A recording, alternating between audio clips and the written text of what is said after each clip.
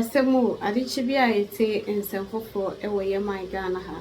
Na nansani yɛtete nsɛm bi ɛkyɛ sɛ John Dramani Mahama ɛbɛtena so nkɔfoɔ yɛ start a yɛsake wɔ mu deɛ ɛnyɛ asɛm ketewa. Na right now ne deɛ ɛyɛ Chief Justice Torkonoo ɛna kyɛ sɛ yɛ start ɛbɔ ne ho pɔ sɛ yɛbɛsake no ɛsiane sɛ aban bi aba a ɔno nso ɛchoose ne Chief Justice. Na ɛbusia nsɛm ne te sɛ deɛ ɛno deɛ me akosua mentumi ɛnkyerɛ nti yɛbɛkɔ na yɛkɔtie yɛ maame baako nso nsɛm a ɔde to dwa a wɔka ɛyɛ Bar Association ho na ɛsim sɛ ɛnkyɛ ɔmo ɛbɛhosi some conference bi Bar Association na ɛbusia kame ho na yɛmbura nsɛm ne bi. Your Excellency, the Bar Council is here today because it is in order for us to come here, firstly, to congratulate you. We did that earlier on. The Africa Bar Association is equally excited that Ghana has shown the way, and they have decided that come October, from the 19th to the 23rd, they would want Ghana to host the African Bar Association Conference. And so we are ready, willing, and able. And Mr. President, at the opportune time, will bring the necessary invitation. But for now, Mr. President, the dates are the 19th to the 23rd of October. That conference comes after the National Bar Conference, which is to be held in Wa. Mr. President, for the first time in the history of the bar, the conference is going to be held in Wa, and it's going to be held from the 14th to the 19th of September 2025. Mr. President, in respect of that conference, we'll do the necessaries as well. Mr. President, when we assumed office, as is our mandate as a bar, we are to assist the judiciary. It came to our notice during our visit to the Upper West region that they have an uncompleted court complex. They intimated that funding was available up to a point, but they required extra funds to complete the said complex. Mr. President, we think it's appropriate to mention this because the numbers at the bar are growing and so is practice. And therefore, the space is needed to ensure that the justice delivery system has the necessary amenities. Likewise, on the drawing board is another court complex which is much needed in Cape Coast. Mr. President, as a result of the effects of the sea, it has become pertinent that Cape Coast should have a court complex which would assist in ensuring that they do not have the occasional issues relating to their current court premises. Lastly, Tema. Tema is a real growing city, and it has been intimated that they are in dire need of a court complex. Mr. President, some years back, it was on their table, drawing board, but it seems it has dropped off. And respectfully, Mr. President, we want to bring it back on board.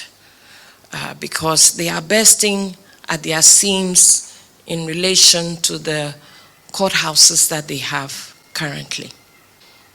Mr. President, as a country and as a bar, we are guided by the rule of law.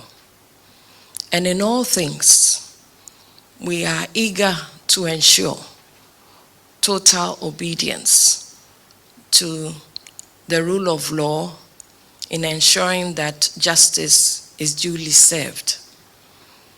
Mr. President, in our environmental matters, in our security issues, in other things that affect the nation, Mr. President, the bar is willing to assist in any way necessary to ensure that we indeed have the rule of law operational, and not just as a cliche, but it is felt. The Bar Association is a very prominent association amongst all the professional bodies in Ghana, and you have been strong advocates for the rule of law, for respect for human rights, for respect for the Constitution, freedoms, and all that. And I believe that that role you play is important for our society to progress. We have started the National Constitution Review exercise, and we expect that the Bar Association will take a great interest in it. I believe they've started, they're going round, and when they have finished, I'm sure that they're calling on different groups. They probably would call on the Ghana Bar Association to find out if you have any views about it. And one of the issues we're confronted with is the issue of corruption and accountability in office. And so the expectation of Ghanaians is that this government will mount a stronger fight against corruption. And that is why we set up the Operation Recover All the Loot. It's not meant to witch hunt anybody, but it's supposed to be an instrument and a vehicle where it is possible for people who are whistleblowers and have evidence of corruption to be able to channel their reports to the appropriate source and have them investigated. And so before I took over, I set up a small committee. It was very helpful. We put in a hotline.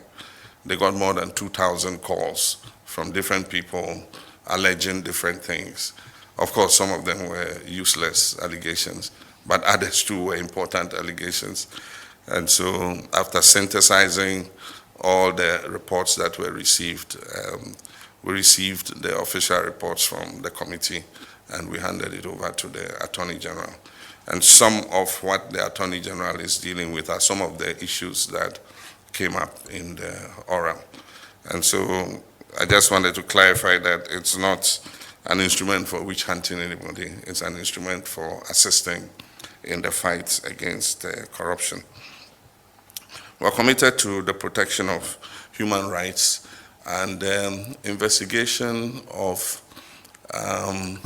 significant killings or murders that have remained uninvestigated. And so I've urged the police and the investigative organizations to look more actively in cases like Ahmed Swali, and that is how come a first suspect has been arrested. We're hoping that his interrogation will lead to further arrests of people.